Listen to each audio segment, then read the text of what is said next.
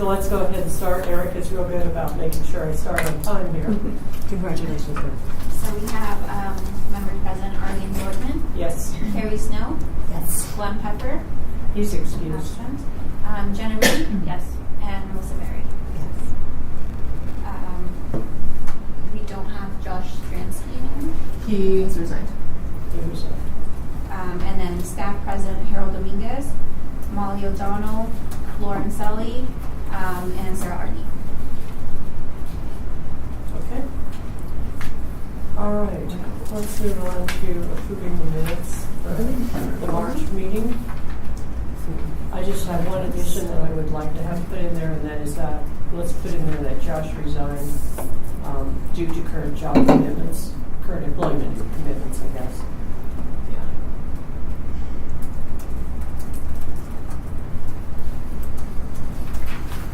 So then I need, anybody else? Okay, I need motion to approve. I'll do that. Melissa? Share a second. Carrie? All in favor? Okay. Minutes have passed. Public invited to be heard, which we don't always usually have. We need to drum up some. I started putting these meetings in the newsletter, so if people want to attend, they'll know.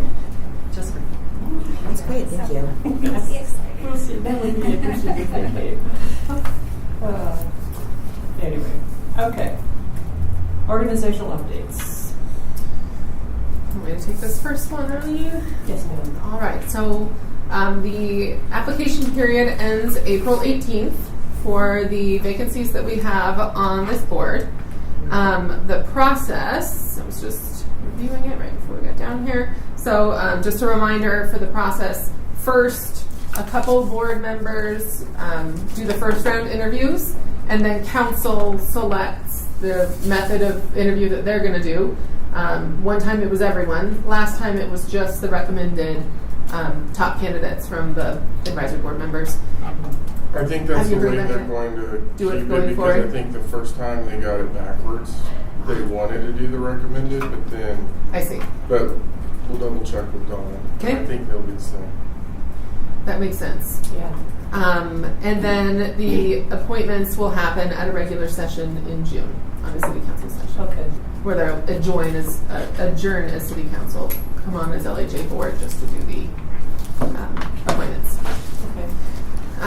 So we would, to prepare for that, those interviews would probably be happening potentially end of April, depending on schedule, certainly by early May.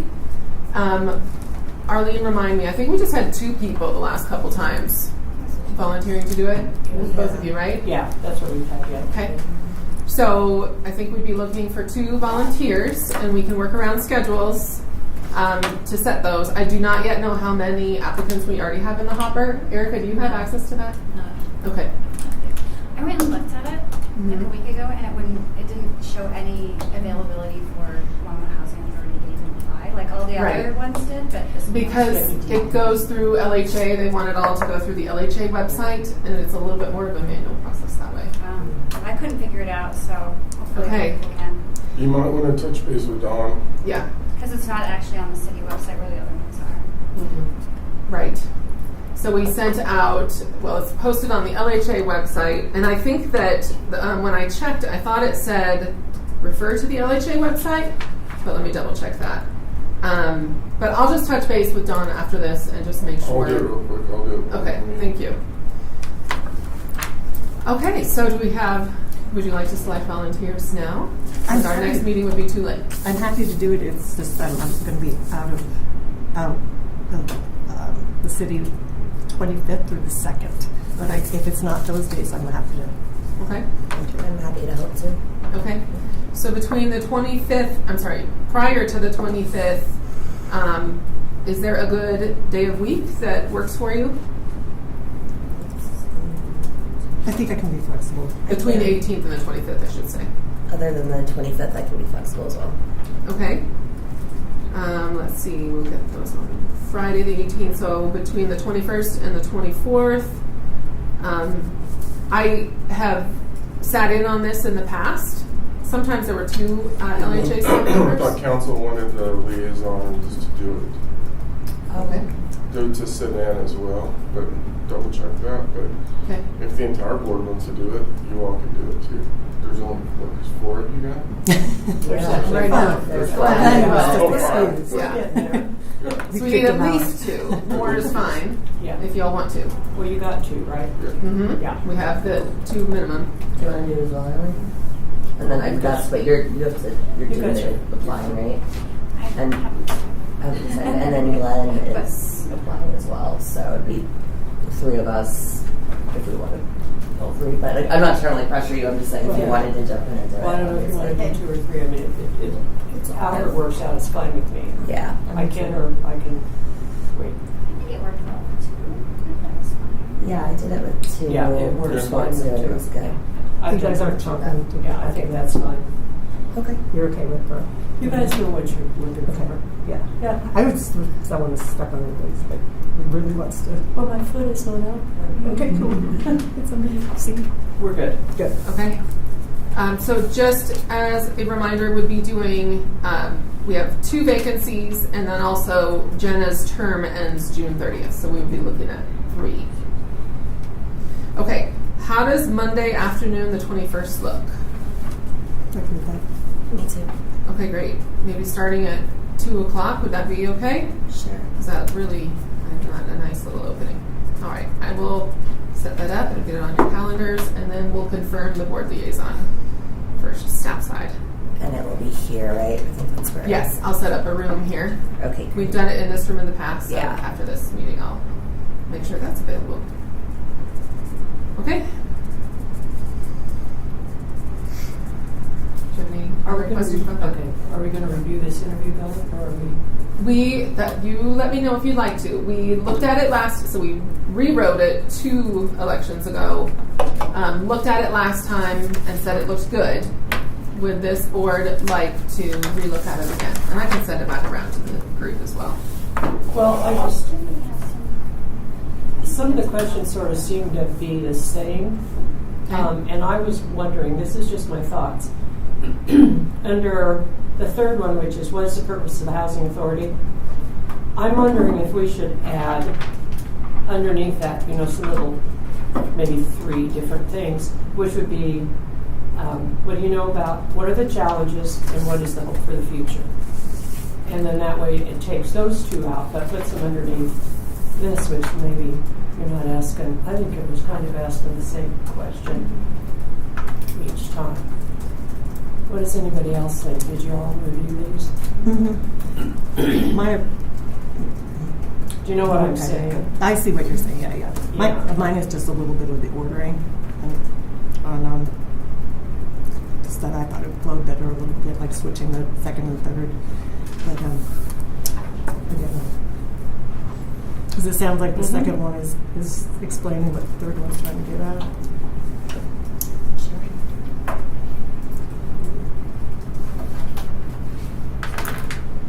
And then I do like the future with challenges.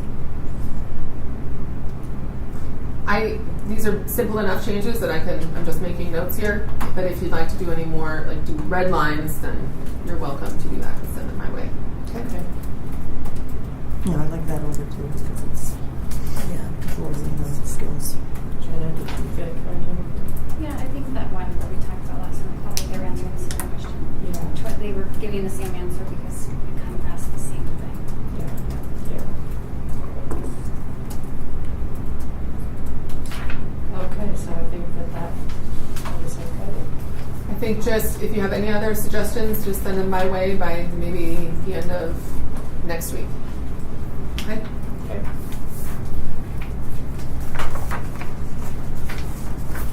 Okay. Are you the next one to Yes. schedule the November meeting? I was just we had our administrative staff preparing calendars, and we realized that the November meeting is booked for Veterans Day, and we will be closed that day. So I thought we could, while we have calendars very mostly free this far in advance, let's go ahead and set a replacement day for that. So what works well for the city council? Does it make any difference? I mean, if we do it on the 4th, it's right after this. What we're doing for the November meetings for city council is all the Tuesday meetings are moving to Mondays instead. Oh, okay. So we could either do Okay. Monday the 10th or the Monday before the 4th, or any, Tuesday the 4th or the 5th, whichever. That is election day. Or go the Tuesday week the after 4th, the excuse me. 18th. So the options are looking at the week of the 3rd to the 7th or doing Monday the 10th. Mondays are great with me. Tuesday mornings are great with me. Okay. Actually, Wednesdays are great too. Yeah, Mondays would be best, but I think I'm pretty flexible. Monday's good. Monday the 10th?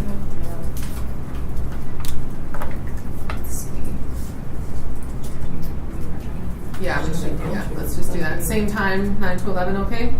Yeah. Erica, do you mind moving that for us and also moving our LHA chicken? Thank you. All right.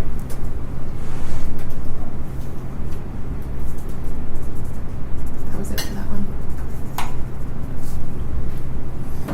Okay. Development and project updates. So, for development updates, Ascent construction is speeding right along. We're not officially ahead of schedule, but it is. The crews out there, we have such a big crew. It's just really exciting to watch. We started doing site walks, just verifying structural stuff before they get too far along. And we're picking finishes and that type of thing now. So that's moving right along and going great. I will say we walked the 4-bedroom unit. It is huge. It is so exciting to see that. All the guys working on the construction site are like, we have never built this before. It was pretty cool. So everything going well with Ascent. We are carefully working with Wild Plum to prepare for the ECE to open as well. Lease up, of course. We've got a schedule working out for lease up on the apartment side, but for the ECE, we're working with Wild Plum to make sure that is as seamless as possible, and really working to make sure that we're going to be able to fill it with children. The problem is we have a CCAP freeze that's been in place for some time, so there's no new CCAP resources for families out there.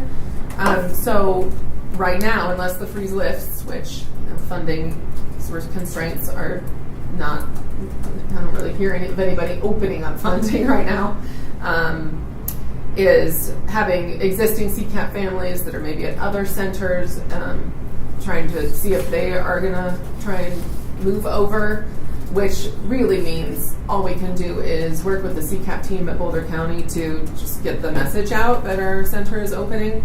And then Wild Plum also has a backup plan about using Head Start slots that they have also at other centers, but we're working with them, like, how does that work then what does that do to the other center? Making sure that we're not negatively impacting. So that's the kind of stuff we're working on now, and going to start trying to advocate as much as we can for CCAP and how to help make that work.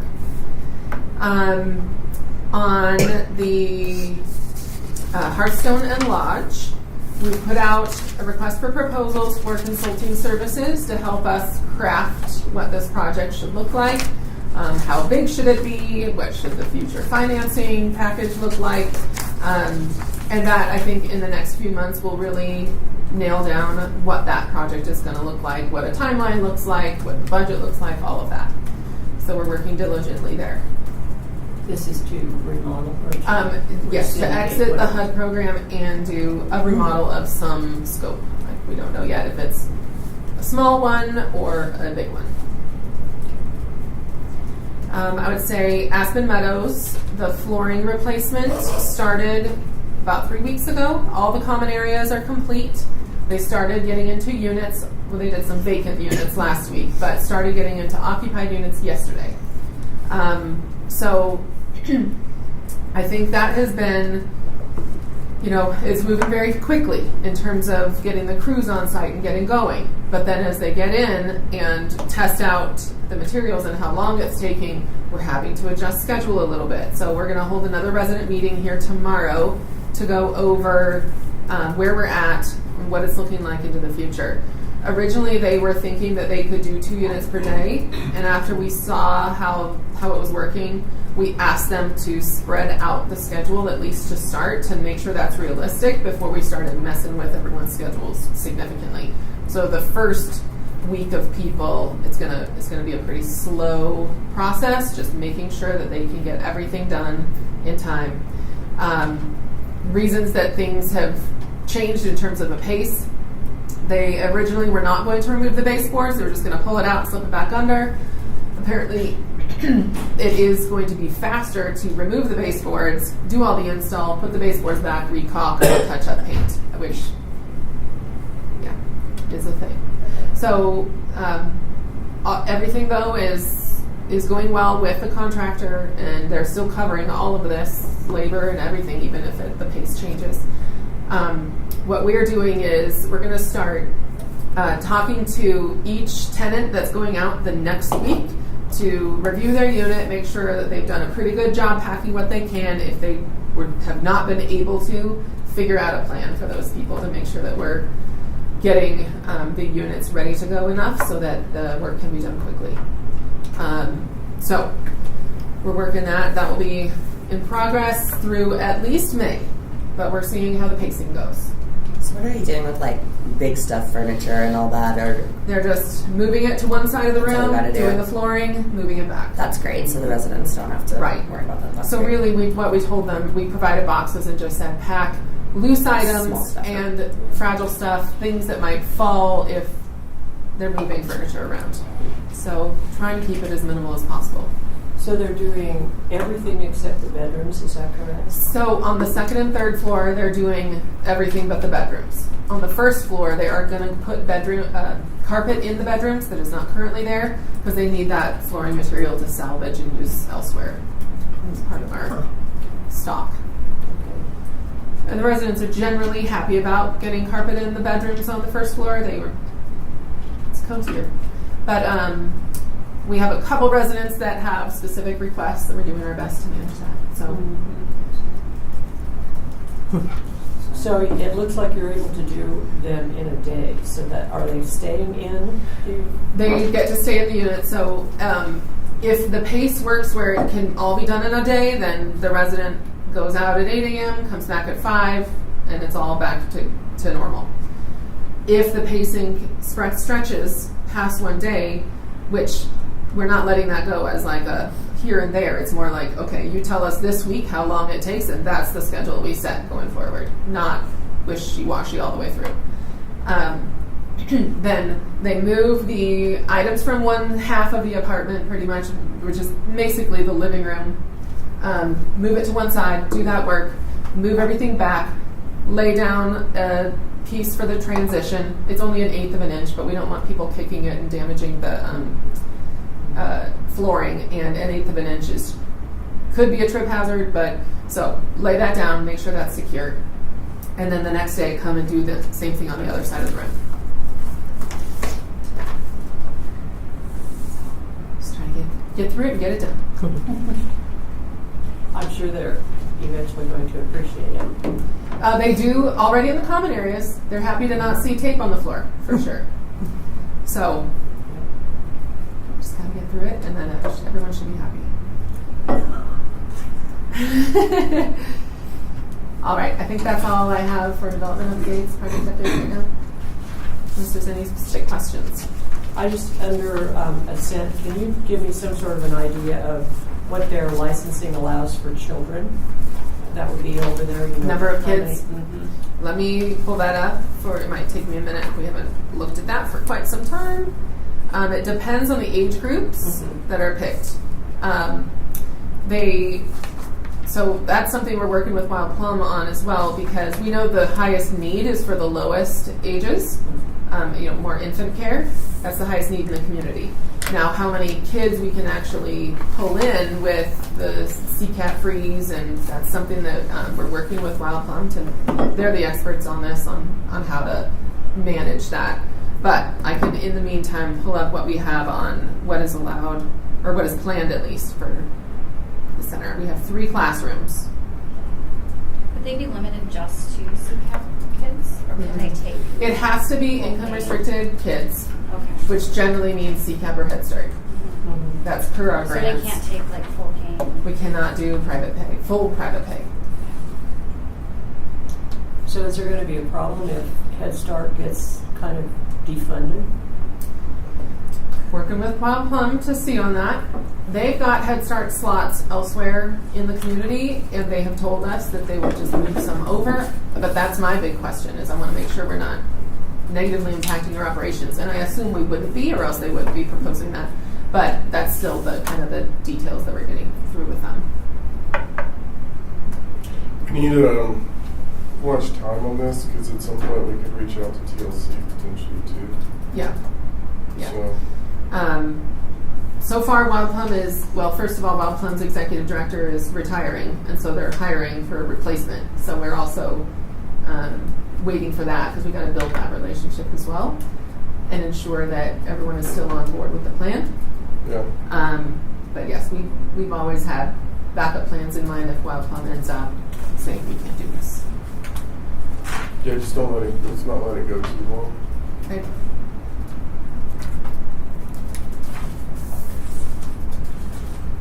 This might take me a moment, so I might just pop back in and report back on that. Okay. If you want to keep moving.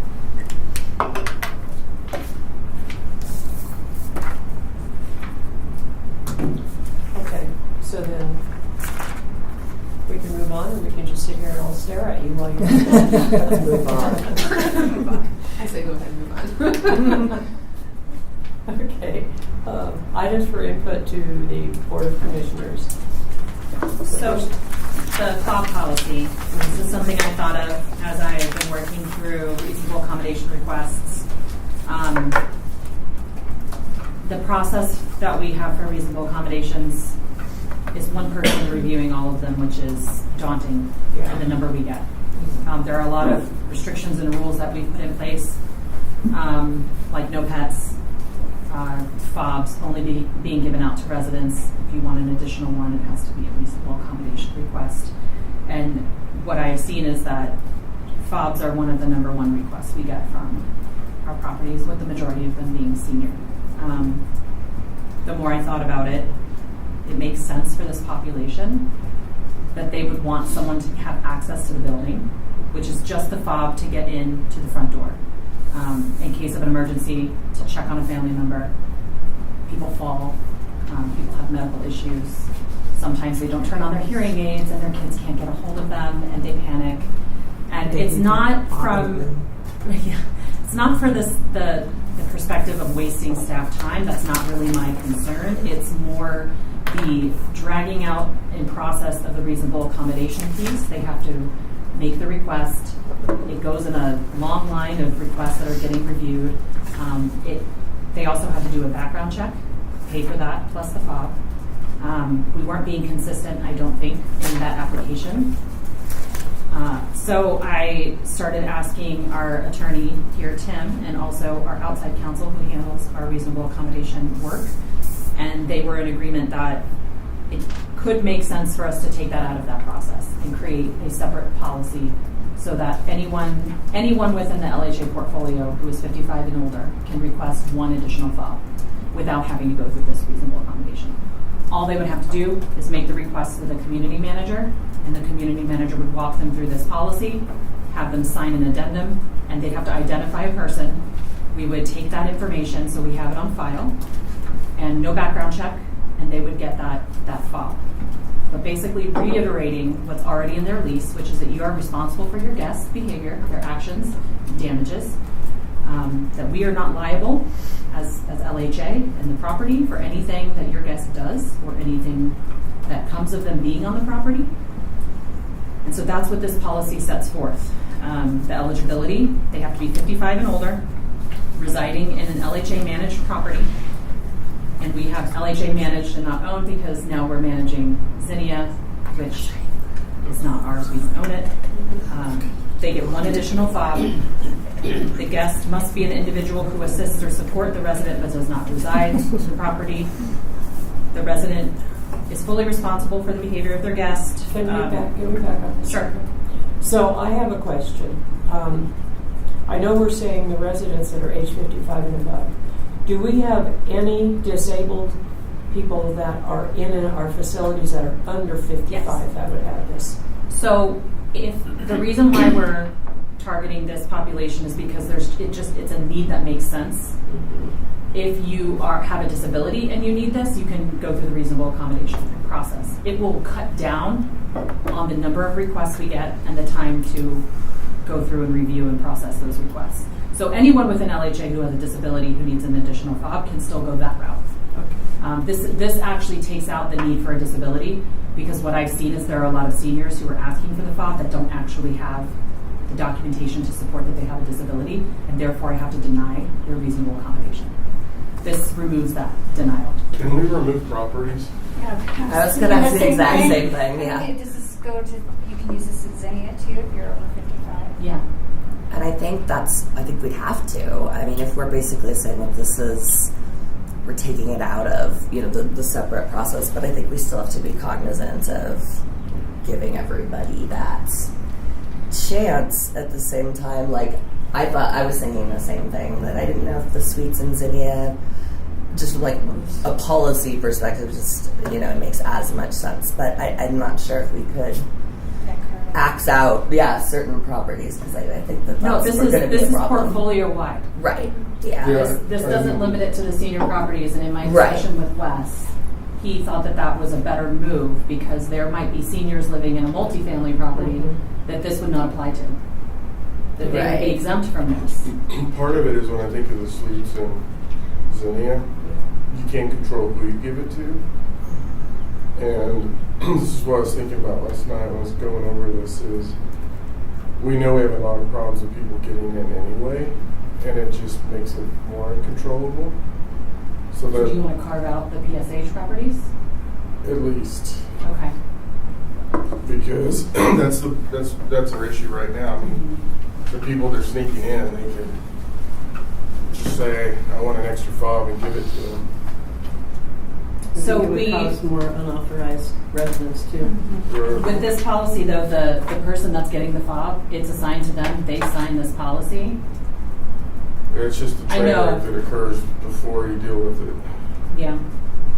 I don't know if that will create equity issues Yeah, or claims of discrimination. Yeah, I think that's why. I mean, certainly, I think we should check with Tim if his initial reaction was, "We got to do it LHA, portfolio wide." It was Wes. Yeah. Oh, West. But I can't, identify the exact specific thing that I'm queasy about there legally. But I think that, and I agree. I mean, I think it's going to be really problematic, honestly. But I'm not sure if we can just policy wide exclude people who are 55 plus from benefits that we're giving to other residents at other properties. But I don't know the full question. I think maybe we check back with the city council attorneys on that, or the city attorneys on that.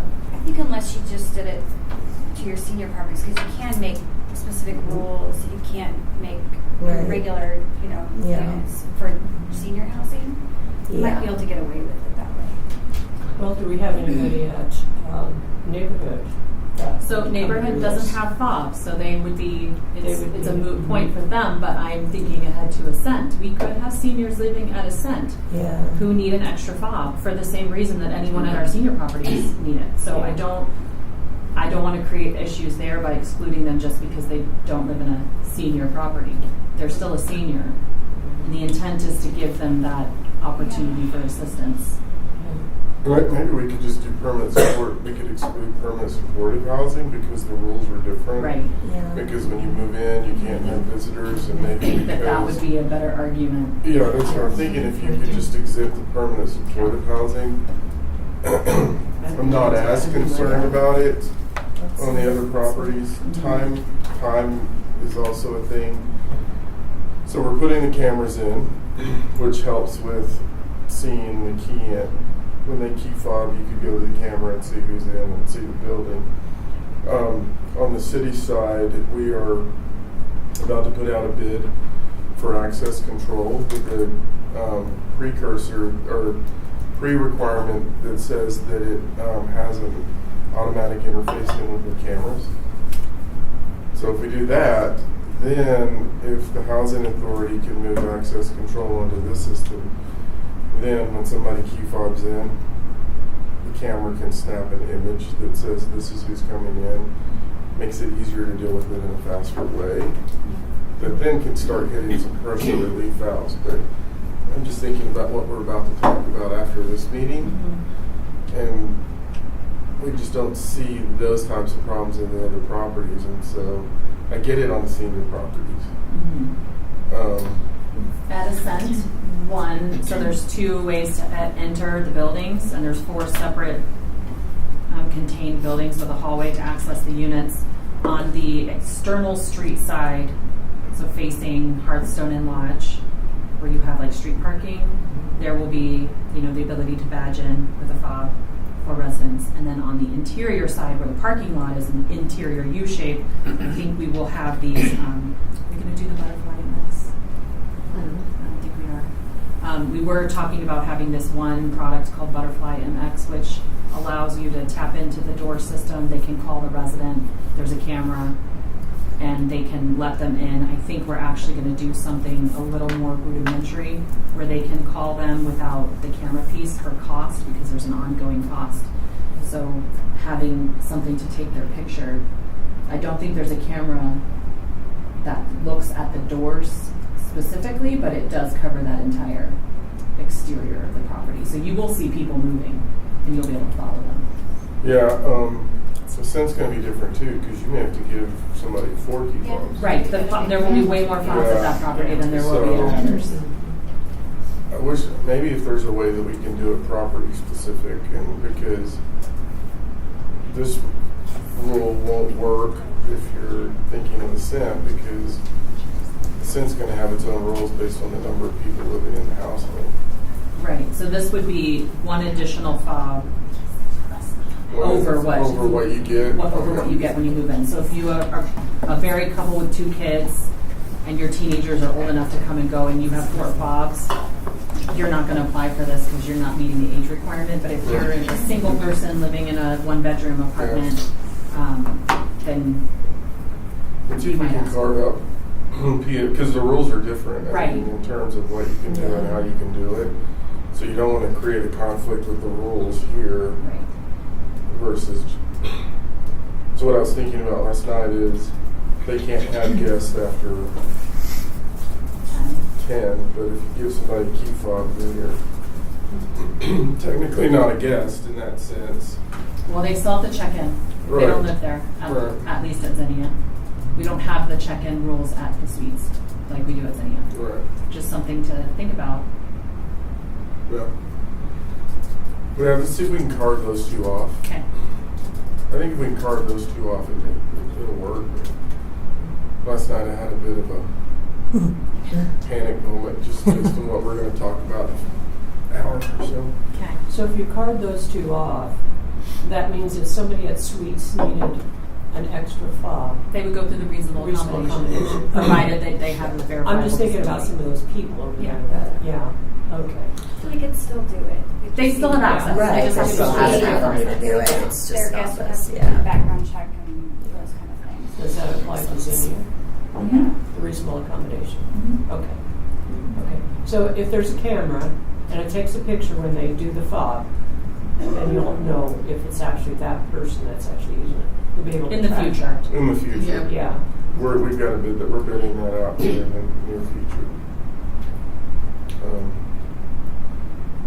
You may want to think about camera placement on doors, just because we ran into this issue here, where we had somebody that got in the building, we couldn't find them, and then realized we didn't have cameras on all the doors. Yeah, Had we have had cameras on all the doors, we would have realized they left. There's 16 points of entry hits You know. because there's 8 doors on each side. How many cameras do we have inside? Do we know off the top of your head? I have the drawing on my desk. We may look at the Dome? strategically placing the dome cameras with multiple lenses and with the PTZ. So those doors are going to be accessible all time, in and out, By with a tenants, fob? with a fob. 2, 1 on each side. Do you have any in the hallways? No, not in the interior hallways. Yeah, we're going to. And then there's 3 floors, Yeah. 4 buildings. It's really your entry points that you're more concerned about. Do the doors ever lock down after a certain time to where it's just the front that you can get in? They're always locked. You have to have a fob to get in. I mean, just the outside door. Yeah, Yeah, they're they're always always locked. They're secure. Can you do the extra fob only on one door? Yeah, so could you force entry after a certain hour, like at 10, through one single point? We So could. not having to look at all the doors all the Mhm. time? Yeah. We could, that would be property specific. Yeah, We could that's a good incorporate idea. that in our actual procedures. That's a good idea. Because then you could, if we had it on the interior doors where the parking is, there's way more coverage, camera coverage from multiple angles Mhm. there, because we have the community building there as well. So there's extra cameras looking out. Yeah. And I went through and added more positions to look and cover every corner we can. We went over part of it. We still need to finish. I know. That actually is a good idea for all of it. If on the extra key fob, you only allow entry into the primary door, Where we have good where we coverage. know we have coverage. That's a great idea. I got That was like your- that. Well, kind of my idea, but you finished the idea. You started it, you Yeah. finished it, that's really good. But I think that's actually a really good approach. And then if we could manage, if we could key out or pull out permanent supportive, evaluate how it's working, and if it works, we could theoretically then consider it a PSH if we can see that it's working. Yeah. And even the time restriction, I think Arlene said the time restriction too. Although that's problematic because if there's an emergency. They need to have access. That's the whole point. What we could do though is, it would be good too, because I'm starting to see the, what are they calling it? Not the caring communities, but the,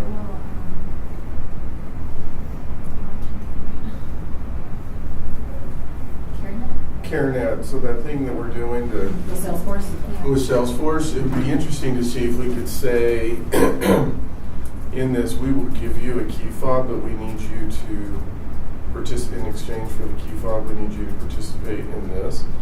That way you can log in then who is their emergency contact in these issues. So then we have it in that system. So if something happens, police and fire have access to it. Yeah. Once that is it live yet? It started there. I just got a link, and so they're gonna, because we need to get with you all because we want to beta test it. Yeah, and I know that this has nothing to do with you guys, so sorry. The Yardi tie-in for Kendra, that's going to be complicated because. Yeah, we think we don't need it right away. Yeah, This that's is really gonna be- about the individual care information. Okay. So we think Yeah, we can incorporate that in Yeah. this too. Yeah. Because the information, if you go, there's one page that it didn't take it out when I was merging documents, so I apologize. This page is unnecessary. So we revised it to be a policy that gets signed and enacted by Harold. And then there's an addendum that would go with their lease, which just acknowledges that this is reinforcing what's already in their lease about them being responsible. And that having it as an addendum gives us a chance to reiterate this every year, provided the person still needs the fob. But on the last page, this can change the form of this, the information that we gather about the person that has the fob. And I went back and forth on whether or not we needed this, but since we're not going to do a background check, I want to know who's on the property. We want to know what car are they driving, where do they live, their information, because if somebody makes a claim that they did something, committed some crime, I'd like to be able to give this information to authorities when requested, whether they did it or not, And does it track the fob number? Yes, the systems track the fob, so you can log in and see who's accessing, who's using it, what times, when, and then you can cross-reference that with cameras until we have a more integrated system. Is there any ability to deny an application? So say someone fills this out and says home address transit homeless don't have one. Can you, is there ability, a mechanism to say, no, we're not going to give this person a fob? I would hesitate to say that we would deny somebody just because of that. What if that person that is homeless is their son or daughter, and that still is their main Sure, contact? I'm just wondering, I mean, because you're going to have them living in there. I think that's what that is, right? So Not that there's they couldn't be. They might be already. They might be already. I know. We've had situations where we suspect people are living in our units without approval, and we do our own research and investigation. We've got the camera systems. We track when they come and when they go. And if we think that there's enough to assume that they're living there, we will do a demand for compliance and kind of put it on the tenant. There's a fine line with fair housing. Yeah, so. I know.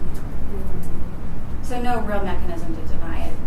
Just applying it as a. Unless they apply, like let's say someone lives at a property, a senior property, and they apply for their son or daughter who lives at the suites, and they leave that information off, and we find out, then they falsified information, we absolutely will deny and revoke their access. If we find out anything that puts the property at risk, we will revoke their access. This gives us the right to revoke access for any reason at any time, and they acknowledge that. Okay. So that does cover us a little bit, but I would only do that if we had actual evidence as to why we want to do that. So if you revoke access, could they go through and do it over again and do it right and be okay? I mean, Okay, so I didn't put on that my child was at Suites, and you found out and you said we revoked access for that child. So it's the only child I have. Can I go through and redo the sheet and say, okay, I screwed up the first time here, I'll do it right?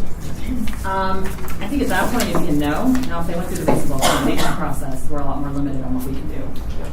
Now, if they lied because there's some drug charges and they were manufacturing methamphetamine in one of our other properties and convicted them, then it's no longer reasonable for us to allow that person to have access. So I think there's I don't want to call it a misconception, but there's a thought with reasonable accommodations that it's a very simple and easy approve, deny. It is. I mean, I review these, and at the forefront of my mind is fair housing, getting sued. I, as an individual, can be sued for discrimination. So we don't make these decisions lightly, and that's why we have an attorney. So we utilize both Tim and Wes. And in some cases, even our eviction attorney, I call Christy to say, what are the bounds here? What is legally reasonable? What could we argue? So. I think the goal is to streamline it and create less work, but hopefully you're not creating policy that on the backside makes more work after you're having to do whatever. Just something And to think about. if we see this isn't working and it's creating more problems for us, then we can pivot. So under 5, where this is the indemnified thing, is there any way that the guests could come back and sue us if they fell or if they, burned themselves with water or something? Okay, so they. Well, yeah, I mean, anybody can sue anyone. That sign away. The question is, if we have if we know of a hazard and they fall in the hazard, yes. Yeah. Or, I mean, it gets so specific to the issues, but yeah, I mean, they could. Is there, just because this is front and center for a different reason, did Tim or Wes say whether or not we have any liability if we give a key fob to someone who's a registered sex offender and they commit a crime? Yeah. I was going to ask the same thing, and just looking at the info that they're being asked to provide for their applicant information. The approved person that we give the fob to is a registered sex offender. How would we wouldn't know. Right. So my question would be because we're not doing background checks, do we at least want them to put on with the applicant information even something as simple as this person and I are saying, or we're not a registered sex offender, don't have a violent felony conviction or something, just so that, because if we have like no information about this other person, I just think that's problematic without any sort of background check. And again, they could tell the truth, they could lie, but as part of this, we're saying you're certifying that the stuff that you're giving us is true, and so it might make it easier for us to come back and be like, all right, you didn't provide this information though that this person really can't be at this property for X, Y, and Z reasons. We actually don't relegate who can visit our tenants either. So, as the devil's advocate to that, I can't deny access to our tenants' kids simply because they have a criminal background. Nobody's checking that anyway. Right. These people can still access this property with the resident going and opening the door. You're totally right, but at the same time, we're kind of sanctioning them being there by giving them a key card. Like, not sanctioning, maybe that's not the right word, but I think it's a little bit different than just having that person open the door to their friends. We're saying, like, we're giving you to this person, we know this person that we're giving this to. We're going to have that information, and then, if we've got their name and number and there's some real issue with them going forward, I guess that's my concern. But I do see what you're saying. Yeah. Access is going to happen no matter what. To Arlene's point, people are going to be coming and going. Open and obvious hazards are going to be a problem for everybody who's visiting, people who are there for meetings. But it seems to me that there might be a slight difference if we're not asking them to at least be like, yeah, this person is not a registered sex offender. Check the box. I think it's a waste of time to have them check a box if we're not Okay. going to follow up and actually verify it. So if the direction from you to make it more comfortable would be to still do a background check, we can do that. It's going to slow the process, Right. and then it defeats the purpose of taking it out of the reasonable accommodation, other than that more people would have access because they're not actually disabled. Who's going to end up paying for the background So check? they would have to pay for it themselves. Either the resident would pay for it, or they would get the money What's from the the person. cost? 35? I think it's like 40 with the criminal for the county Is it court that low? additional piece I always thought it was for the combined national and then local. I think it's like $49. I always, when I make decisions, sometimes when I own properties, I think, what would the news headline look like if I did this? Like, if a reporter, and I think about this in terms of, the hotels that they're having in Denver, they have that staff that raped the resident or whatever, and we did a background check, and he had, extensive criminal history. I'm like, what would the news headline look like if we gave a fob to a registered sex offender who then raped a resident or a child? Like, that would Yeah. it would look really bad. And if we knew their name and date of birth, Yeah, this and can be, the news, I could just see Cal Clark being like, "Whoa, look at Yeah. what He's they already do." a fan. So Laura, He's not a fan. Yeah. So I sometimes I just frame it that way in my head, like, what would this look like on the evening news? So the positive of adding a background check would just be that additional layer of security and the ability to deny, which I'm in favor of. It would slow down the process, but it also would open up access to our senior residents who don't actually have or don't have support for a disability diagnosis to be able to utilize this, because currently they can't get it through the reasonable accommodation. Yeah, you all are, so there was a case, I think this case is still relevant, that I had to brief in graduate school, but talking to attorneys, it's still there, where if you could have reasonably known that somebody had this propensity and you don't, you're liable. So it's a trucking company that the truck driver was raping individuals, and I think it went to the Supreme Court, and the Supreme Court said, if you can reasonably have known that this person had this record, and they could have by doing a background check, you're liable for it. And that's kind of where I was listening to you all go in. It's one thing if a resident lets them in because the resident's taking responsibility. It's another thing if we grant them access, because then we're inherently taking responsibility. And that's where then, could we have reasonably known that the person had the likelihood of doing this? And the answer is yes. because we could have just chosen to implement a background check, and then that's where the liability starts sprinting after us. Yeah. So I would say, yeah, I mean, if they wanted $49 for a background check, and Zach was telling me this thing coming with the state law with the massage parlors and stuff, is they can actually go to like Kinko's or something. He did this in Georgia. There's places where you can go and you can do your fingerprints, and it sends a code to the police department to then get it. So it's like, I don't even think we would have to do it potentially. They could go do it somewhere else, and then it sends a code to the right people, and then they can look at it. But you need to talk to Zach about that. He was the one telling me. So it sounds like the direction is you'd want to keep a background check for liability sakes. Okay. Even though it's a new thing. Sorry. I mean, I think it's good because it still gives access to some of our residents who otherwise wouldn't be able to do this.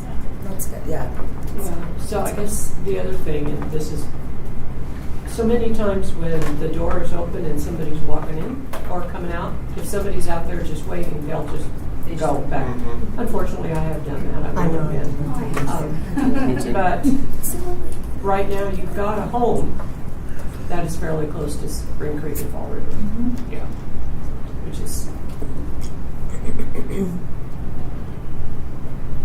So we'll go back and revise. That's what was fresh on my mind. We'll revise the policy to carve out the permanent supportive housing. We'll verify that that won't cause any fair housing issues, especially given the nature of that program and all the rules associated with it. I think that makes sense. Internally, we will add a piece that they agree to use one point of entry that we designate that they would have access to, and we'll add back in the requirement of background check. And if they know that point of entry, Yeah. even if they have to come in the middle of the night, they know that point of entry. Mm-hmm. Yeah. So It's likely going to be the main door, and then in the site, Yeah. it would be whatever side we designate. So we would make sure that they're aware of that. Give them a map. Because we're going to give them the house rules and the lease as well, yeah. so that they understand what the requirements are. They can't say they didn't know. Yeah. Show me again what page it was that you said you didn't need, because I was This one asleep here. at that one. It's just a repeater. So. Yeah. It's This a, one here. yeah, this one between the signature page and then the information sheet for the person's information. That one, somehow it didn't get deleted when I combined two policies. Some of LHA's forms are actually Excel spreadsheets. Just weird. This is an Excel spreadsheet. So I just went with what I had. Yeah. All right. Okay. Arlene, before we move on, do you mind if we introduce Yeah. our I was gonna guest? get to that. Yeah. Sure. Hi, well, my name is Christian Ortega, and I am a new family self-sufficiency coordinator at Stonehenge Apartments. So I am joining the meeting to kind of get in, and I am HUD funded. And this is part of a requirement to attend meetings it's like like a this, right? PCC committee, so they she's- require for us to come in here. And I'm the only one there, so you guys will probably be seeing me once a month in these meetings. Oh, good. Great. Welcome. Where is Stonehenge? Off of Martin. 600 Martin. Yes. 600 Martin? Okay. Hey, Lauren, while thinking about this, we could theoretically, I'm perusing this CareNet. If we want to tie it together, we could potentially, we need to get Becky, actually do the key fob stuff out of this. And then that way it puts them in the system, just globally for us. Yep. But let's talk about that. Okay. So this CareNet, just so you all know, is a system we've been building that, starting off, Children, Youth and Family Services, Senior Services, our clinicians that are working on our properties. It's basically a system where they are going to have their records. So then if for some reason somebody Eric encounters in our office, we can type a name in, and it'll tell us who to talk to that is potentially the caseworker that they're working with. And so what it's doing is it's going to circumvent a lot of the physical chasing we have to do when these issues come up, and allow us to directly connect to the caseworker and engage them in the process. Part of what we're thinking about is in the design of this, it can also allow people to, we're talking about an opt-in where they can tell us who their emergency contact is, and we can put all of this information in, and eventually when police will have access, so if fire, if they get a call for service, they can type this information in and immediately get emergency contacts, all the stuff we're talking about. It'll allow us to more quickly deal with whatever situation. And so this is, we want to beta test it with some of our properties so that when folks say we want a welfare check, right now, unless we have specific permission, we can't. They could say, we authorize welfare checks. So then it's a really, boom, we're in, we do a welfare check, versus having to chase down files and all this information. So we've been working on it for a few years. This didn't exist, and we were trying to develop it locally. And in the time they were working on it, Salesforce came in and has built this module. Eventually, we're going to migrate all of our case management to this. The last one would be our lead and core group. And then it just lets everybody interface. We can chat with each other. We can do all sorts of things. So that's what I'm talking about. And then eventually, once we have a good handle on it, we'll probably work with our multifamily housing group to start maybe porting out into other groups so we can just have that information. And then property managers, if they're working with someone in their area, could potentially type in the name and go, oh, they're working with Brandy Queen at the senior center, and can just, and that may be all you see, is contact Brandy Queen. And at least it gets the conversation going ahead of time, versus you see a lot of times we're missing pieces just because we don't know. Okay. Sounds good. Have we beat that thing to death? Yeah. Okay. All right. Unfunding challenges update. So we had talked about having this as maybe a standing item for some time, just to see if there was a lot of change from time to time. I'll say that we haven't had a lot of change since last time we talked about this in terms of what we're seeing at the federal level, unless Harold's been reading recent articles that might change that. But we did meet with our HUD rep on the voucher side here last week, and it was a super helpful meeting, which is a very rare thing to say. That's great. So just walking through our 2-year tool, helping us understand what levers we could play with to try and see what the impact would be. It would really help inform, if we are looking at a shortfall situation, what levers should we start to pull. Overall, our shortfall, we are projected to be in shortfall. It's about 1 month worth of our HAP contract, which she's saying that across all of the Front Range communities she works with, generally most are in the 1 to 2 month bucket. So we're right in there, not even at the worst side of it, of what she's seeing on average. And we talked about a couple of those, like what could those levers be and what would that do, and kind of just picked her brain.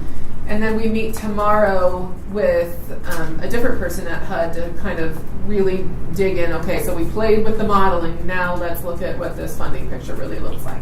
So I'd say for right now, that's the biggest update, is we're working with HUD and actually, making progress with them, just making sure that we can get all of our ducks in a row as we get ready for this. So I think that's the biggest update for now. Harold or Lauren, do you want to add anything? Or No, I mean, what's coming down is we're starting to see what we thought was going to happen. And there was an article, I think, in the Colorado Sun about, it has nothing to do with housing, but it's about, there's $3.2 billion in federal funds for Colorado's electric co-ops. and it says there may be a catch. And so the catch is they're unfreezing the funds, but asking applicants to adjust their proposals before they're there. And essentially, when they said they've been released, they go, applicants who wish to remove harmful DEIA and far left climate features from project proposals have 30 days to propose project revisions to the U.S. Department of Agriculture. So we're seeing it now, where they're probably going to release the funds, but they're making you go in and revise your proposals based on language that is counter to the executive orders.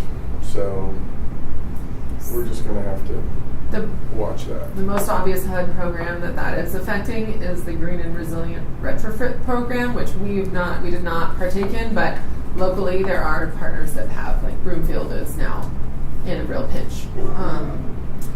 So that is the first target of that type of messaging. So I think, the way we approach, I think was okay. But it's really, I think those agencies that have really overt pieces are the ones that are going to have to restructure in order to get the federal funds. So we're starting to see it in other areas. So for example, and when, kind of what we're talking about when we think about things like green energy, you just reframe it in terms of managing costs and things like that. Language is going to be really important. So that's just the latest information I've received.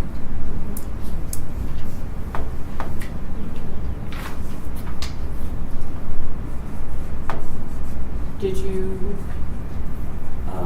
find the children thing, chapter? Yeah, so my computer died, I gotta go grab a cord, but Katie told me that we meet with Wild Plum tomorrow to start nailing down exactly what the plan is. But so far, the 3 classrooms were for, one is for 0 to 18 months, one is for 18 months through 2 years, and then the upstairs classroom, which makes sense, no cribs, 3 to 5-year-olds. So then the number of kids per class is based on the teacher ratios, and there's a square footage element too, which is why it gets really complicated.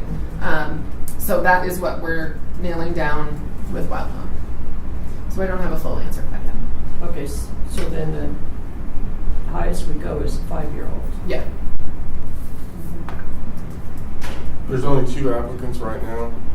For 3 to 5, or total for the board, and they're putting another ad out Sunday and next Wednesday. Oh, you're talking for the board. For the board, sorry. Erica, do you mind looking at the board and commission's website? Just make sure it has that link to the LHA page. I recall that was there when we got started, but I'm not worried if it wasn't. I didn't see it. It wasn't super intuitive. All right.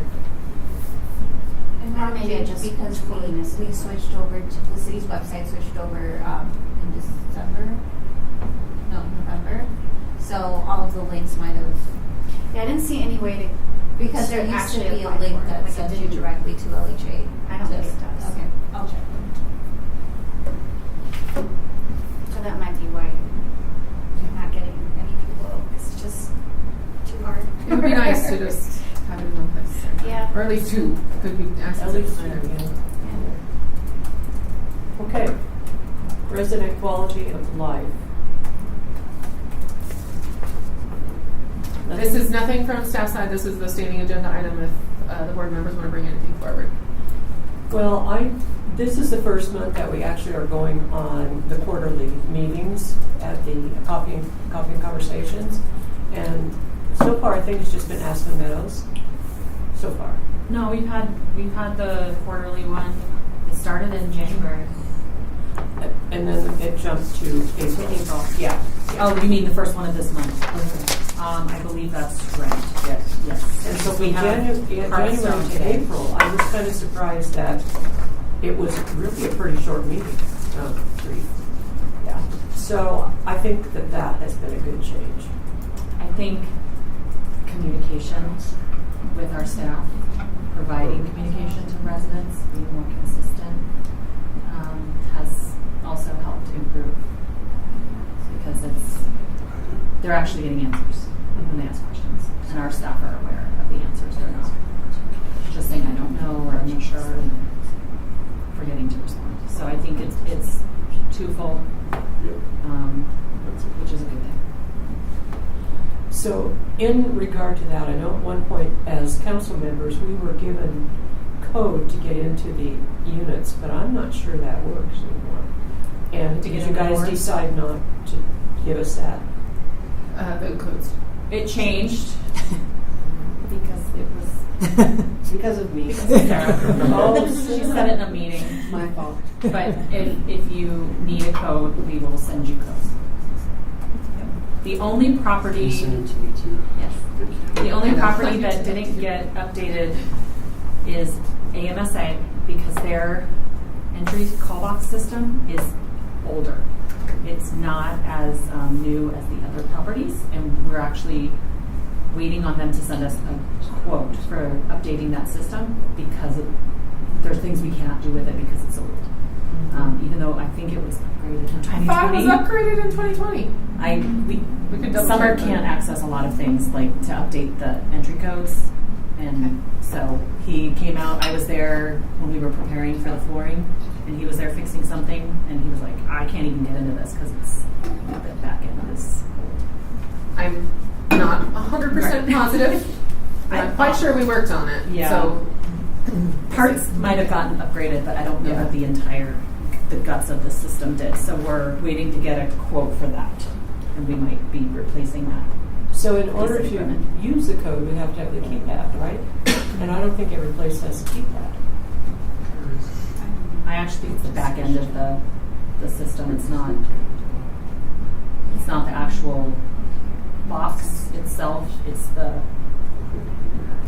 program behind it that's not working. Right, but for us, if we wanted to attend a coffee conversation There's a keypad there. at Suites, there's a keypad. Oh, at Suites, no. At Suites, there is not. It's fob only. Okay. And there's usually somebody There's a there call to button. open that. Right? I don't know if I don't think the call button goes to the office. It might be something worth considering changing that because I have a fob and it doesn't work. So half the time I have to wait for someone to let me in, but thankfully residents recognize me and will let me in. sounds like we have a larger problem. No, I mean that we should be figuring out which, if the Suites one doesn't go to the office and Summer can't access the key codes, looks like we need to just look at Yeah. our systems and. Because they're not universal. I thought you were going to bring something new in. No. We have a big problem now, guys. Buckle up. We will email you a code. Please don't share it. Okay. So, Arlene, I had one thing or do you feel we discussed that sufficiently, or? Yeah, beat it to death. Okay. For the resident quality of life. So I was just blown away. I think it was January that we had the Ride Longmont presentation to this board. I got really excited about it. I've shared this information with like a ton of people. I just think it's a really cool program. And I just wanted to generally ask if any of you guys have heard from any of the residents if they're using it and if they've got information about it, or if there's just any updates about how that's affected the residents at our properties. I've seen them zooming around. Yeah, me too. Probably half of them are referred by me. I'm always like, but yeah, has anybody heard any feedback? And I'm planning to go, this week and ask residents some of that too. But My son used it, and he's like, "You're making me walk down the road." right. I'm like, "Oh, okay." It'll be all right. He said it worked fine besides that, right? I had to book a ride for a resident at BOM when the elevator went down. Okay. She didn't have transportation, and I was working from home, Yeah. and so I actually paid for that with my LHAAB card, but created the account and booked it for her. And That's great. it was weird because technically they're looking for me, Oh, right. Yeah. and you get the phone number just like you would with Lyft, and you can call the driver, and I explained what was going on, and Quincy stayed with her too to make sure that she got on there okay. but it worked. I've heard mixed reviews from people. I've heard seniors say it won't work for me because I can't walk down the road Yeah. to where they want to pick me up. But I think if you're utilizing it, if you're utilizing the ADA piece, I think it's more door to door. Yeah, seems like that could be information that could be conveyed. I don't know that it would replace the via grocery shopping, Oh, no. No. but we have the flyers at all of our properties. We Right. tell people about it. I've sung its praises. I haven't ridden it myself. I haven't had to yet, but there will come a time when I get stranded somewhere and I'll be able to. I did, and it was my neighbor who picked us up. I was like, hey, our kids went to preschool together. Yeah, they've, a month or so ago, I think it was about a month ago, they've exceeded 10,000 rides. So it sounds well. Yeah, it's outperforming Sacramento. Sacramento started at the same time. Oh, good. We might want to see if we can get Ken and Phil staff members to come in one of our quarterlies, because they can talk about Ride Longmont, but then if you do have a disability, he can tell them how to go into the RTD system, because RTD does have that free, right now it's free component to go to the door. And But don't you have to go down to Denver? I don't think so. So Phil's work, that's what I'm saying. We might want to get with Yeah. Phil and have them, or whoever it is now that he hired, to come in and talk about it, because you have call and ride, and then you have the paratransit. And the paratransit is free because the bus service is free, and that's a federal requirement. So it's a little bit different for us because we do the fare bye-bye on the buses. So when we did that paratransit has to be free as well. And so I think that may just be somebody we bring in. Did Red Longmont have any conversations? I thought we did. Okay. I think we've talked about it, but I don't know if they've come and done a demonstration, but I think it'd be a good idea. I know when I moved my dad into one of BCH's properties, they talked about that service, but she said you actually have to go down to Denver to get approved, but that could be Longmont's different. If the bus service is free, maybe that makes it easier. Yeah. So I'll talk to Phil. Yeah, or just Cammy or who, I forget who it is. I know Cammy. One of them can come in I know and do it. Cammy. Yeah. So I've heard mixed things on it too, and mostly it's like if they have to walk a block or something like that, it's inconvenient for them. The price definitely is good. But if somebody comes to talk at Coffee and Conversations, it would be nice if they could walk them through how, if you are handicapped or if you need that special, you need to put on their senior, and maybe they will pick you up closer to the door. I think they have to. If you use a If you walker need those. or you're in a wheelchair, Yeah. if you have mobility issues. But the other one doesn't. And it will not work for grocery shopping. If you had one back, I could see it would work. Yeah. But, yeah. They're not going to get out and assist Mhm. is the difference. But I think the via transportation is easier because there's more people to help. And the camaraderie is nice. Yeah, some of them just like to go out. Okay, we'll do that at the summer session.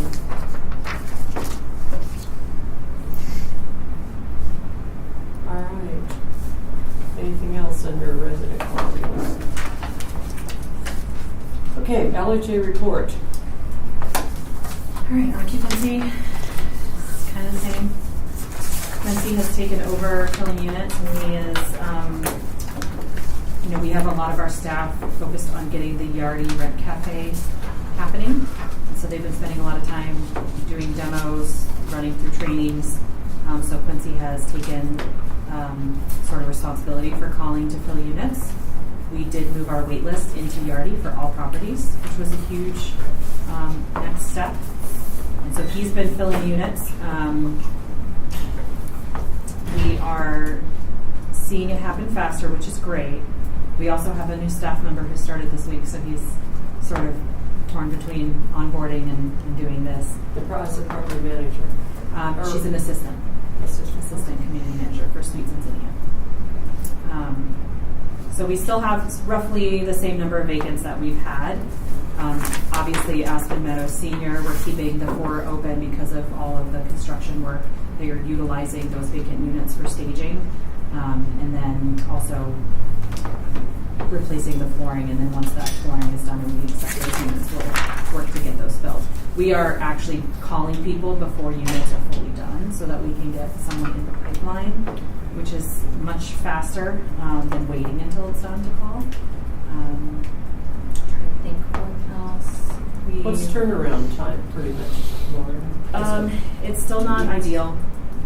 It's still a couple weeks. That's something we're going to start working on and dialing in on this year, is to improve that turnaround time. I am also working to get the RFP out for the unit turns so that we can have that assistance. Because even when we're fully staffed, we're still not seeing that time get better. And then when you have a lot of vacancies at one property at one time, that puts a strain on the staff. So we still want to utilize that funding. We also have a lot of people giving notice to move out. We're seeing some seniors leave. Do you know why most of the time or not? I would say the majority of the time is to go to assisted living or to go live with family because they cannot independently live on their own. We just had one person leave VOM for that reason. He had just come back from the elevator situation, and then I think his family decided it was time. So a lot of people going into assisted living. Still, given the population, we do have a lot of deaths. But we officially promoted Nikki, one of our assistant community managers, to community manager, and she's now overseeing the Hearthstone and Lodge. On your org chart updated. And we hired Catherine this week. She is an assistant community manager at Sweet Zinnia. We are currently still looking for one more assistant community manager to now replace Nikki at Fall River Spring Creek, and then we're looking for a community manager for the Suites in Zinnia. So we do plan to shift and move around some staff, mostly just because of the nature and workload of those 2 properties being the largest number of units and just the most intense. We want to give the current community manager a break. So we're going to relocate her to VOM and then hire 4 suites in Zinnia. So, She's still there currently. John, is that? Yes. John, okay. So Quincy's kind of been between Quincy and Jackie, the assistant. They've kind of been holding down the fort at VOM. And then, we want to hire for the right fit, because it doesn't matter how many property management skills you have. If you can't hack PSH, then you won't succeed. So we're looking very carefully for the right person to take on those units. John has done an amazing job of, having great resident relations and a great relationship with the service providers. Our clinical team at the Suites, Clinica's voucher staff at the Suites, also Clinica at Zinnia and All Roads at Zinnia. But we just want to make sure that we're not burning out people. So She's very patient. she is very patient. Yeah, she is very patient. The Suites 7228 should be done. I believe they were just going to be placing the appliances last week. And so we're working with MHP to get a tenant for that unit and get that one filled. And then we will be done with meth units. And then we have our affordable unit vacancy. This isn't wood, real wood. Oh, good. Yeah. Awesome. No jinxing. Our vacancy loss report, I want to get with Kendra. I've been playing around with the reports that we can use, but she's really laser focused on both. We had 3 audits these last 2 weeks, and one on site today, and then also getting the Yardy stuff ready to roll for Red Cafe. So we haven't dialed down a better report yet for vacancies, but it is still in the works. Once we have that better. And was that scheduled to be the audits at one time? We do, for the financial side, yes, those happens all in this time of year. But then, like property audits from other funders or agencies, those could be peppered all over. And we have certainly gotten unlucky with having many of those at the same time in the past, but that's not this one.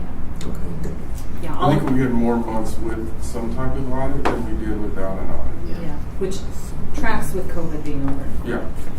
Since they weren't coming and doing audits in person. But our audits have gone really well, both with CHAPA and DOH. And then with the investors and banks, we didn't have any issues. And then for property updates, So just a question on at least the senior units. Are we finding that the people are the budget's not the right word, but overqualified, I guess that's what it is. over income. Yeah, over income. Is that pretty much the main reason? I think it's more relatable for 2 bedrooms. If it's a 50 or 60% unit, unless it's a 2-income household, it's hard for a single person to cover that that rent. We've also had families over income at Aspen Meadows neighborhood too.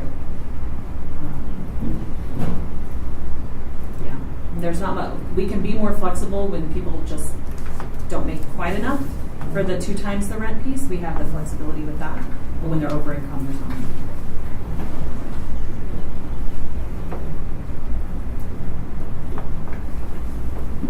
So for property updates, let's see, Hardstone and Lodge, just the general maintenance things that we're working on,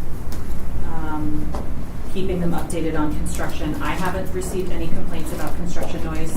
There was one night last year when they were doing earthwork that they ran into an issue and had to work all night long. And they were gracious about it, but no complaints. Briarwood, we replaced the boiler there because it had leaked and flooded the office. And so we went ahead and replaced some of the mechanical components of that building. Where the veterans is. Okay. Luckily, nothing was like damaged to the place to the point that we had to replace anything because it was a concrete floor with carpet. And most of their stuff was up off the ground anyway, so we got lucky. That all happened around the same time as the elevator going out again.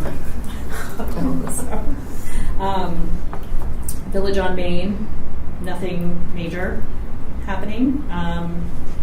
We are going to have a tour of VOM on April 24th. I did email you an invitation to that if you would like to come. It is being hosted by the Women's Affordable Housing Network of Colorado. I used to be a board member there, and one of our HCI staff are on the board now.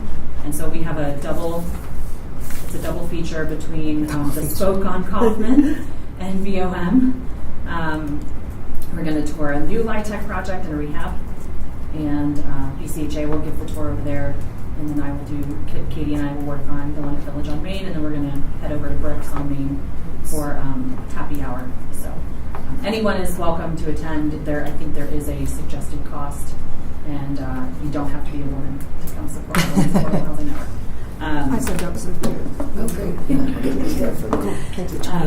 So that's happening at VOM. Then AMSA flooring replacement. That is a lot to handle. Fall River and Spring Creek, just doing some much needed landscaping improvements as we go along. Getting ready to rehire the landscaping company who will do the sprinklers and all the landscaping for the season. At the suites, we have the elevator. We have 2 elevators there. One that has been consistently down or unreliable that no one uses because you get trapped in it. And so we had signed a contract at the end of last year to do a full replacement of that elevator, and it has just taken a long time to get that in their schedule. So Quincy's been staying on top of them along with maintenance. So we'll hopefully have more information on that project. What else?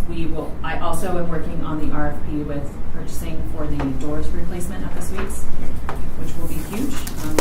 In case you don't remember, we got $200,000 from the CDBG funds from the city to do that door replacement, because there's very large gaps at the bottom. Lets light, sound in, does not contribute to the trauma-informed design. And also people get locked out because their hotel doors, they automatically lock once you leave the unit. And that creates financial strain both on the tenants and LHA as far as operations. We are also getting the cameras installed for the camera project at the suites. That's been ongoing. We're not quite done yet. They should be done tomorrow. Okay, so they'll be done tomorrow, and we'll have that up and running. Are they doing they're doing exterior too, right? They're doing all They're replacing the whole thing. Yeah. And next in line, I believe, is Spring Creek. And then at Spring Creek and Fall River, we are still waiting on, I think, at Spring Creek for Nextlight to finish the Wi-Fi project that will give better cell phone access in those properties. I think we were able to complete Fall River. I don't think we've done any training yet on accessing that, so we need to work on that. And then for Spring Creek, they're going to add, I believe they only need to have one. Yes. One repeater. One repeater. So they don't have to do it floor by floor, which is great because we're paying for the equipment discount, but we're still paying for it. So that's less equipment to pay for. Zinnia, not much happening there. Is there anything I missed? Aspen Meadows neighborhood. I think Patrick's been working on some stuff related to the fire suppression system at that property, but nothing major happening there. That's kind of it on the properties. So this is kind of an off-the-wall question. Do we have smart meters installed on our buildings? Yes, but Is it a master meter? some are master meters. I think all of them may be master meters. BOM's not, right? AMN is not. Yeah, AMN's They're per not. unit. Right. AMSA is. VOM now is. Hearthstone and Lodge, we pay, those utilities are covered in rent. Yeah, it might just be AMN that's not master The meter AMN's now. all, yeah, because of They the pay their own individual. utilities. They pay their own utilities. And then I think at Ascent Master meters. will be a right. master meter for the buildings. Yes. because So of the then solar. AMN will have individual smart meters Mhm. per unit. So are you getting any negative feedback on that? Not from any of our residents. Okay. I just had noticed that. Yeah, no, I mean, it's, It when just we comes look up at all the it time. globally, I would probably say less than 2%, but it's a thing that you hear in council a lot. But it's really important as they're moving on the electric side to 100% renewable energy. You know, those meters are going to be incredibly important for how we manage the grid, but how people manage it, because, you know, in about 5 years, we'll probably be sending signals to say, like, if you need to do anything with electricity, do it now because it could be free. Or if you're going to do it, you may not want to do it here because it's more expensive.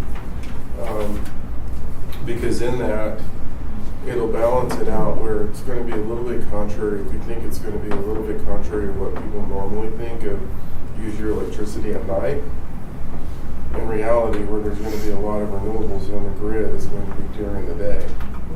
And so those meters are really important as we're managing the system for a broad objective. So most of those are in. I can tell you who's got a problem with it. Oh, yeah. So, and we do have an opt-out provision. It does cost more simply because the opt-out will require someone to come and read the meter, whereas the AMI doesn't. So it does cost more to opt out. But I haven't heard anything from them about this. Is the set going to be totally electric? Yes. Yes. 100%. And part of it with multifamily, why you want a master meter is A, if you're covering all the bills, it makes no sense to have and pay for multiple meters. anytime you bring in this solar component, it's hard to do it without utilizing a master meter. And so if you're a private apartment owner, if you're going to do solar panels on your rooftop, they've designed a process to do a master meter, but then you have to individually meter it so you can bill your residents. My kids have, oh no, they don't. They have a meter, but it's just because solar doesn't work well when you have the individual meters. So that's a different process. That At we a have. cent, there'll be the master meter that handles the solar, but then there's sub meters so the master meter will figure out, the offset, and then the remainder gets billed to the residents directly based off their sub meter data.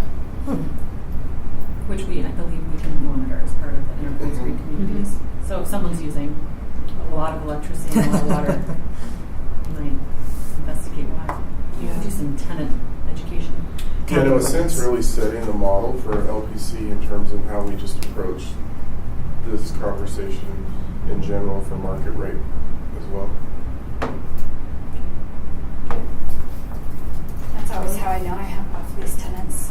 Is when you're just like, that water bill. How many people are living in that two-bedroom unit? 11? You can totally tell by usage. You really can.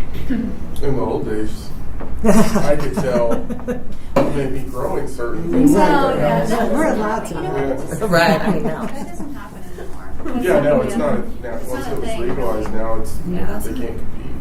Yeah. Yeah. Or you could look at the rooftops and tell. Yeah. Because the snow would stick. Yep. That's true. You can count the plants, though. Yes, if you wanted to get into the weeds.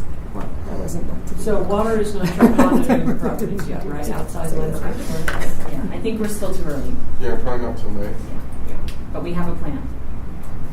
I think there was confusion last year because the company that did our backflow inspections did the inspections and did not tag the meters. So when EDI went to do it, they ran into issues. So we have a better plan.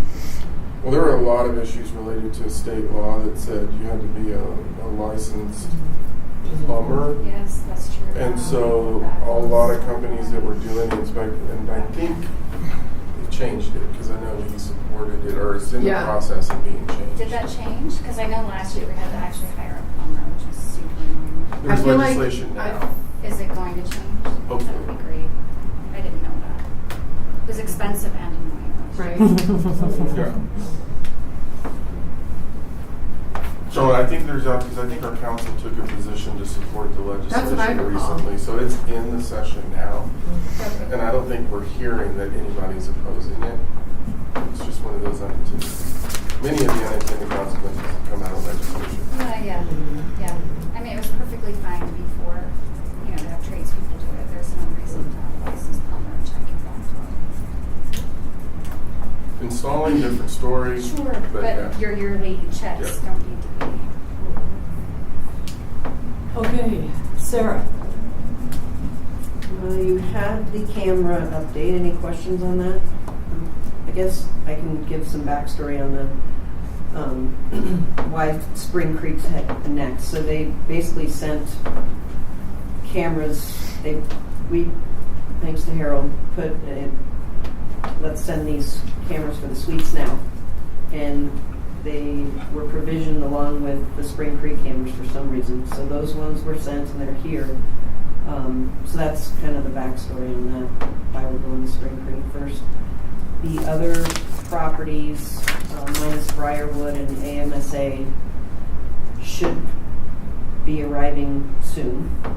And then the other two properties are in provisioning now.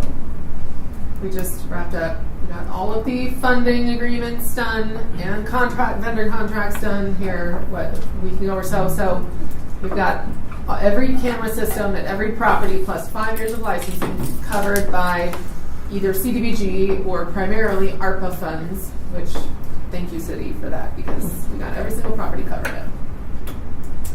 Yes, so that's good. So at neighborhood, is it a camera on each unit? No, it's just around the property. I think we have 4 cameras there. And it's really, we don't need that many there, to be honest with you, because some of the cameras at AMSA pick up some of the parking lots for the neighborhood. So we have good coverage. So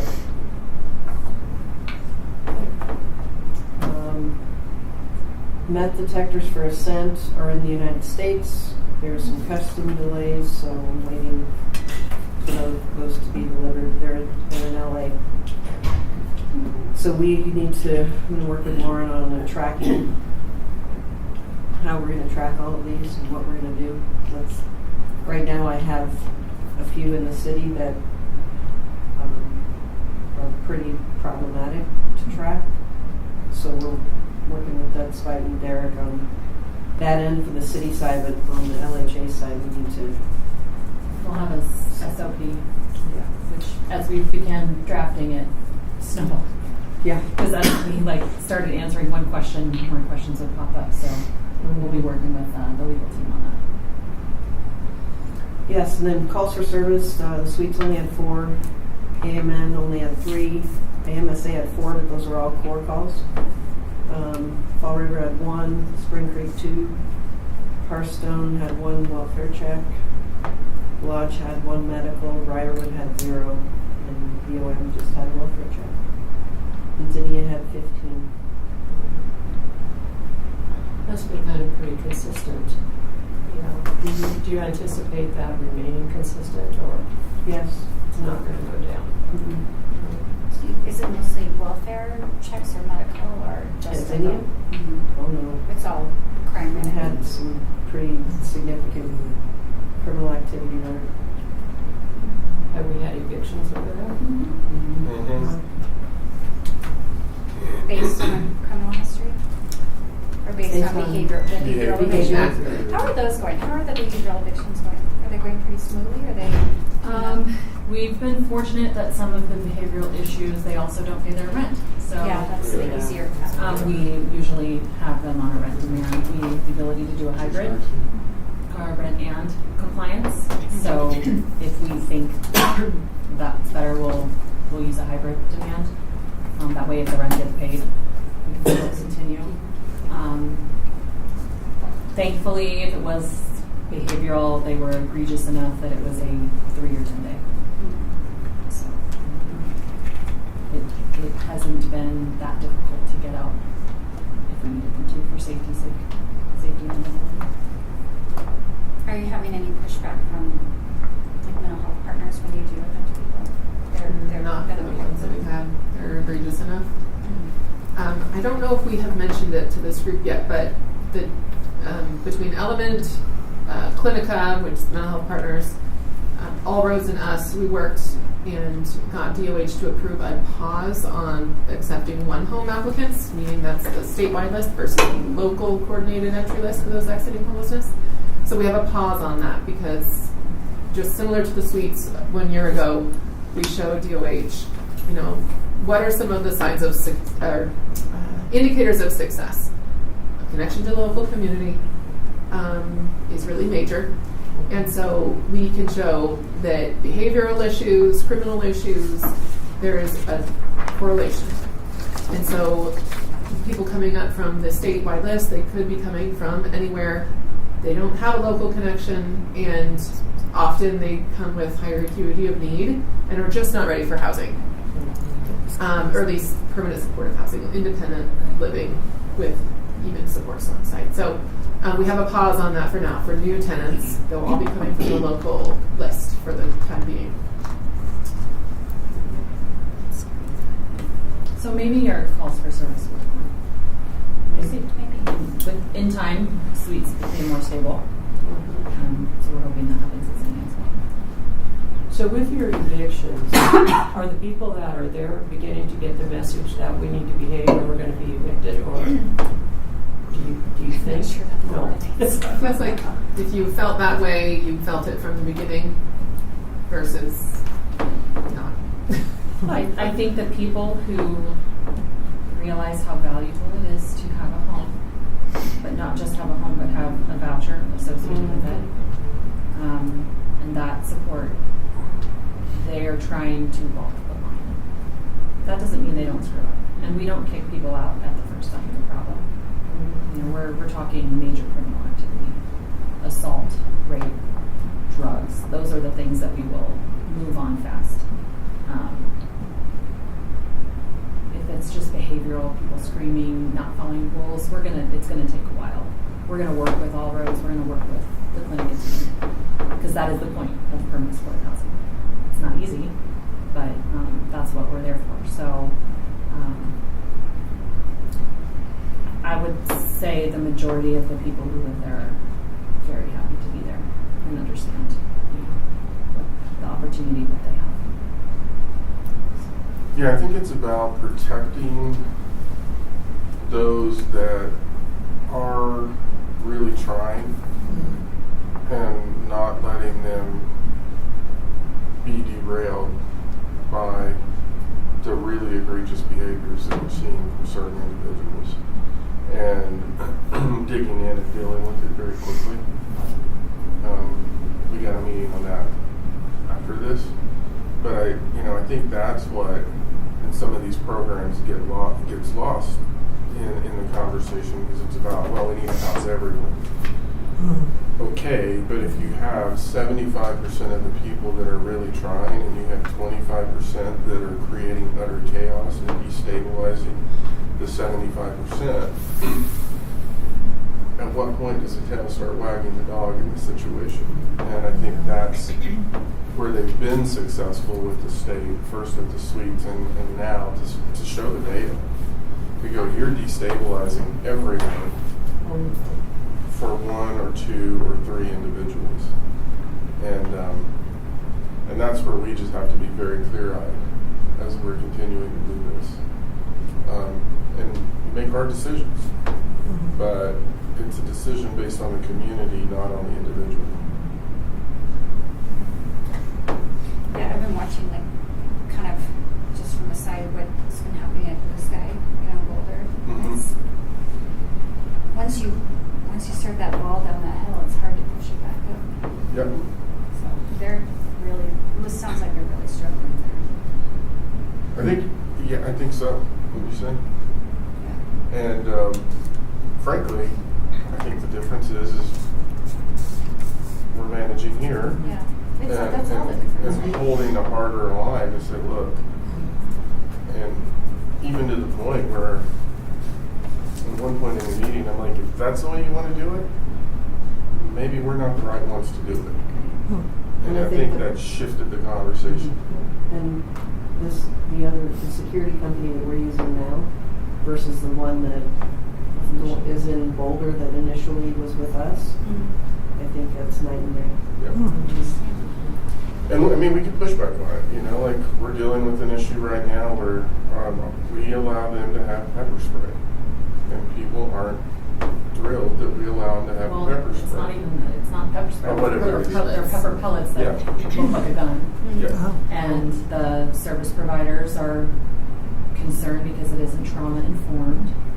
And this is, we spent an entire year working on expectation and relationship building with these service providers, because there is going to come a time where, from an operations standpoint and a service provider standpoint, we're not going to agree. Our role as the property manager is to protect the asset and to reduce liability, whereas the service providers want to keep people housed. Both are reasonable expectations, noble, good goals. In this case, it is the decision of the property owner to hire a security company, LHA owning the suites, Element owning Zinnia.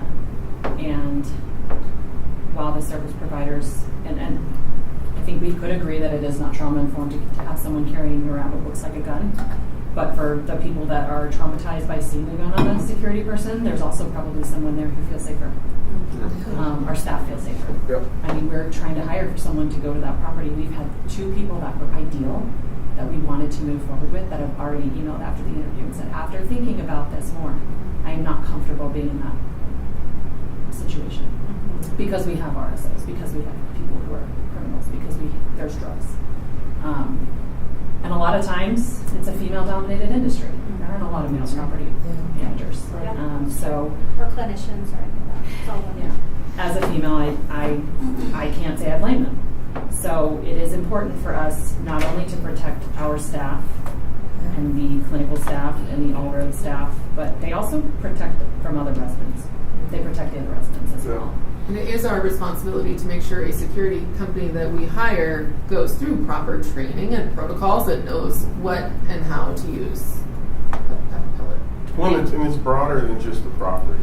So when you look generally at areas and things that we're seeing in the area itself, some of the more significant issues aren't necessarily driven by the people who live in the property. It may be driven by people who are around the property that choose to go to the property. And so it's a much more complicated conversation. But Lauren talked to me, and I hope a lot of this because the safety of our staff, the safety of the residents, the safety of the security guards is a paramount concern to us. And so we're holding the line on it. And I think those are the differences in that. And I think it's a relationship that we have with public safety. And I mean, between our security company and reports, we know what's going on all of our properties. And they escalate it, and 90% of them, 98% probably, they work it out amongst themselves. The 2% that gets really bad, it escalates pretty fast. Because if you don't do that, you will lose control of that property, and you will not protect the residents.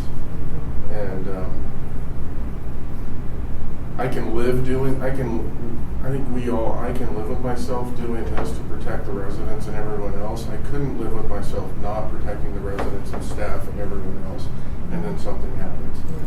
And lo and behold, they've never had to use it, and they only came close once. So really good training. De-escalation tactics. Yeah. And they have good relationships with the people that live there. I mean, that's the other thing is they have really good relationships, and so it is a safety piece. And I would argue as much for what happens outside of the property, probably more what happens outside of the property than what actually happens in the property. And I can personally speak to where we were there. The issue that started at the property was handled pretty quick. The issue that came upon us after they handled it, that blew up, was not somebody who lived at the property and created total chaos in the parking lot.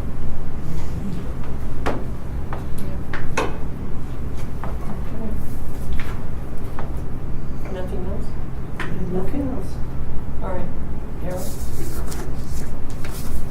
All right. Okay, open it up to the rest of you. You want any? Do you want to talk about the org chart really quick? Just acknowledge it? I think she did. We mentioned it when we were talking about your new hires. Yeah, so that is an updated org chart that shows the flow. It does include the HCI staff because they're sort of managed by Well, Molly. it includes everybody that Yeah. circles around LHA to make LHA happen, and how the housing group generally is put together. Yeah.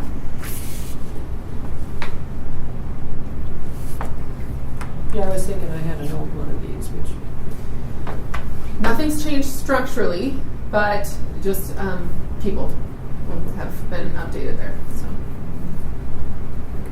And we are actively seeking a third clinician for the suites. So that will be a new addition as well. As we find somebody. It's a clinician too. So we upped the position from a clinician 1 and hoping to get that person in and start working with the team, which will allow the 2 current clinicians working for Brianna who are funded through the city to do more actual city-wide outreach and start working more in the community while maintaining the level of care that we've seen and want to keep at the suites, because the clinician that we're funding will primarily focus on residents of the suites. Financially, we didn't have to get any more money from LHA. The City Council, they had 50% of, so 50% of the marijuana tax went to mental health. The other 50% went to housing. And within their approval is also supported services. So instead of LHA having to fund the difference to go to from clinician 1 to clinician 2, we're bringing in the city funding to fund that difference. And then I think we still have some money available that we're thinking about maybe adding another clinician at some point once we can see what the numbers will look like for this year. And that's really to then, they've created what Christina has what they're calling is a mental health center of excellence, where the clinicians are meeting with senior services, youth services, core lead in that group. And, you know, we're now starting to elevate as we bring more capacity in terms of how do we now start reaching out to the broader community and supporting these issues. Hopefully, if we can get a couple more staff members, we'll start bringing this out to, again, Sarah's group on private landlords and what we can do. So these clinicians are supervised by the senior center? Christina. Pardon me? Christina. Chekhov? Human services, yeah. Oh, okay. All right. Well, if there's nothing else, I need a motion to adjourn. So I'll make a motion to adjourn.